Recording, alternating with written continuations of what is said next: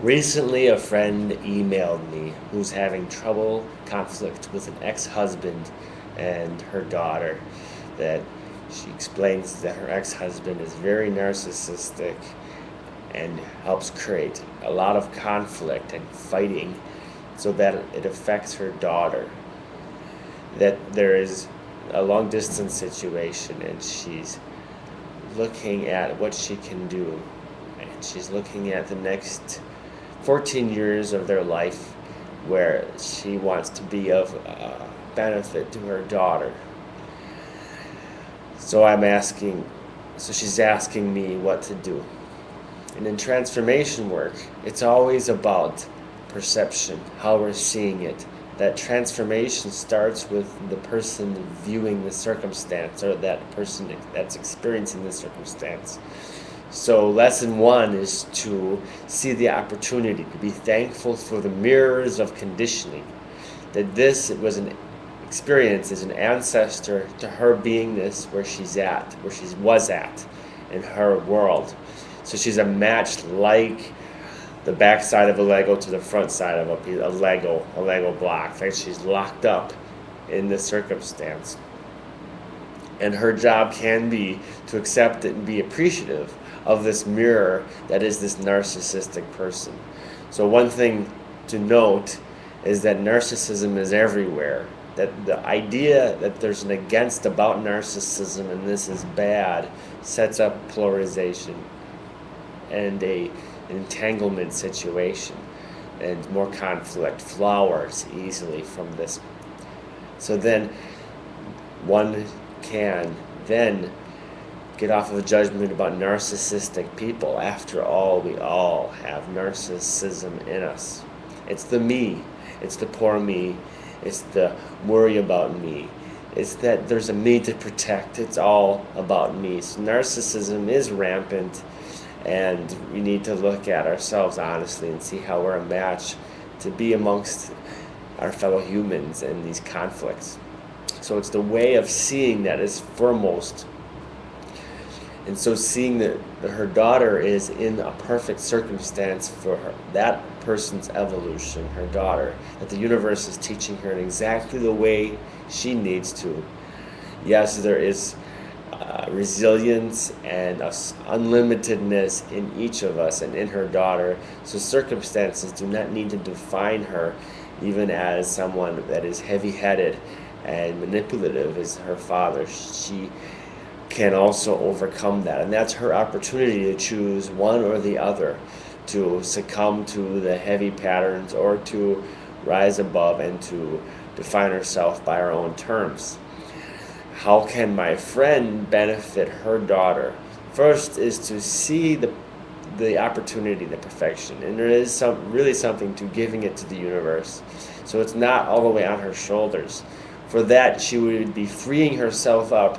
She'd be more able to receive insight for the circumstance, so that if it's called for to say certain things to her daughter, to be wise is the best she can do. So in my friend's journey towards wisdom, I must acknowledge it. I must also emphasize that what I offer is an opportunity to look into oneself. I offer a field of influence. So the field of influence is maximized in a group, a circle. People share honestly about their trials, tribulations, and breakthroughs in transformation, upliftment, and in the journey that we all are in on the planet Earth and in time and space, the dream.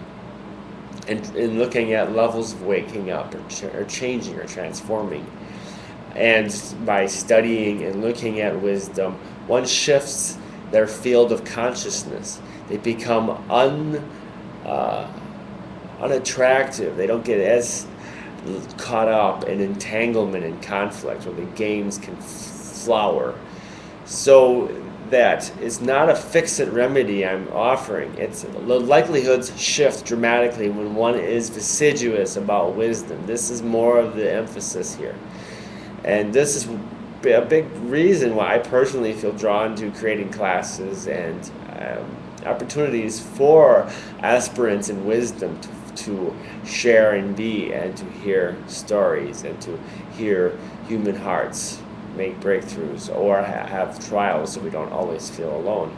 But it really is to see life as the opportunity and all challenges as the opportunity, not to get rid of, fix, push, or pull, but to be with and be free anyways, to look in the eyes and be wise, to look in the eyes of conflict and be wise. This is our greatest potential. It's not going on the mountaintop and going on retreats and having wonderful friends. It's this ability, this voracious appetite for all that we can be, to such a degree that you would gently look a narcissistic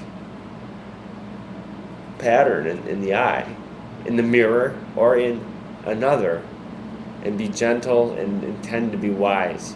And if it keeps flowering and the conflicts emerge, it's still a teaching. It helps us know how heavy things can get, and these become rock bottoms. And when the page turns, we'll know how not to recreate the circumstance later. Now, this isn't to shake a finger at anybody, but it is to help see it from a greater lens and not trying to just fix it or get rid of, or that that things have to be like a fairy tale for them to be right. That all can breed judgment, and that looking at life from the way it is, loving it as it is sanity. Being with it, knowing you can't fix it. The likelihoods shift because you're out of fighting with the life as it is. So then the likelihoods shift and opportunities and possibilities flower from that. If you want to know more about transformation, you may email me at infiniteaffinity.com. Look at the website and email me through there, ask a question. And have a great day. Thank you for listening.